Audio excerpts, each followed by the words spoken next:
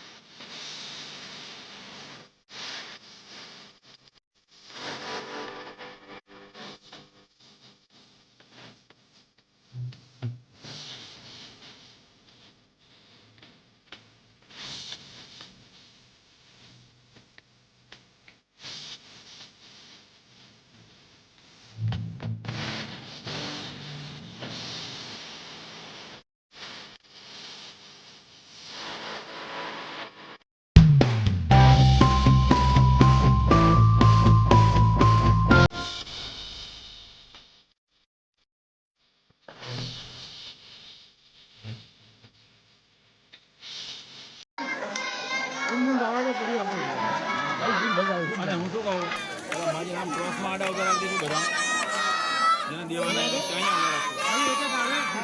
ત્યાં ઉભા રાખી દેવાના।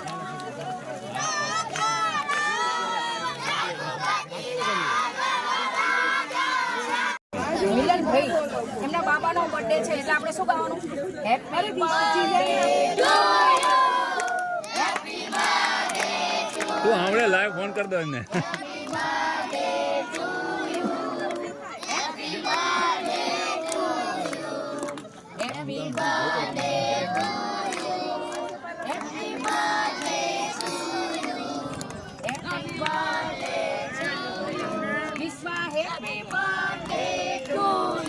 બોલો જીવો જીવો બોલવાનું બેન, તમે કાયમ બોલો જીવો હોય અને આપણે કહેવાનું કે મારા હનુમાન તારું સપનું પૂરું કરશે।